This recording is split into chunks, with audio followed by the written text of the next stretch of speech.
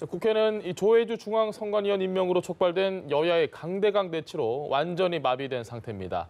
2월 임시국회도 안개 속인 상황인데요. 국회로 가보겠습니다. 정주희 기자.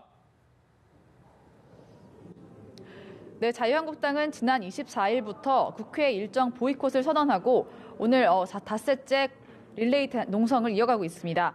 나경원 원내대표는 오전 회의에서 민주당이 1월 국회 내내 침대 축구로 일관하고 있다면서 여당이 답할 때까지 릴레이 농성을 계속하겠다고 밝혔는데요.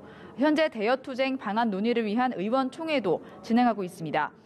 더불어민주당은 이에 대해 막장 드라마라고 비판하면서 정쟁 대신에 민생 경쟁을 하자며 한국당을 압박했는데요.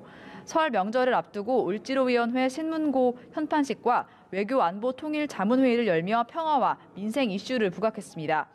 양당의 강대강 대치 속에 바른미래당은 막장 정치 드라마가 유명 드라마 스카이캐슬 아성에 도전할 것이라며 양당을 싸잡아 비판했습니다. 네, 그리고 오늘 한국당 송원석, 장제원 의원에 대해서도 공직자 이해충돌 원칙을 위반했다는 의혹이 제기가 됐는데요. 이 문제를 둘러싸고 여야의 대치 전선이 더욱 확대되고 있다고요. 네, 자유한국당 송원석 의원은 김천역 앞에 4층 상가 건물을 소유한 상태에서 김천 역사 활성화를 주장했다는 의혹이 불거졌는데요. 아울러 예결위원인 장제원 의원도 친형이 총장으로 있는 동서대가 포함된 역량 강화대학 지원을 늘려야 한다고 요청했다는 주장이 나왔습니다. 이에 손혜원 의원의 이해충돌 논란으로 수세에 몰렸던 민주당은 역공을 펼쳤는데요. 박광온 최고위원은 의혹에 대한 합당한 설명을 해야 할 것이라고 했고 표창원 의원은 국회의원 전수조사가 필요하다고 공세했습니다. 하지만 한국당 나경원 원내대표는 손혜원의 목포 부동산 투기 의혹은 명백한 범죄라고 거듭 주장하면서 여당이 물타기를 시도하고 있다면서 방어에 나섰습니다. 외교 문제에 잡음이 일고 있는 것에 대해서도 설전을 벌였는데요.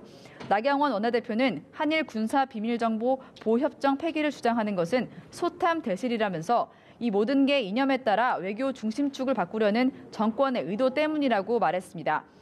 이에 민주당 박광온 최고위원은 한국당이 우리 정부가 잘못하는 것처럼 지적하는 게 과연 국민 정서와 맞는 말인지 일각에선 일본 자민당이냐는 지적도 나온다고 비판했습니다. 네, 한 달 남은 자유한국당 전당대회 얘기 짚어보겠습니다. 황교안 전 총리의 출마 자격이 논란이 되고 있는데 지금 어떻게 진행이 되고 있습니까? 네, 당원 당규상 책임 당원 요건이 안 되는 황교안 전 총리의 당대표 후보 자격 시비가 격화하고 있습니다. 박관용 전 국회의장을 위원장으로 하는 선관위에서 내일 유권 해석을 위한 회의를 열 예정인데요. 이에 앞서 오늘 비대위 회의에서 이 문제로 시끄러웠습니다.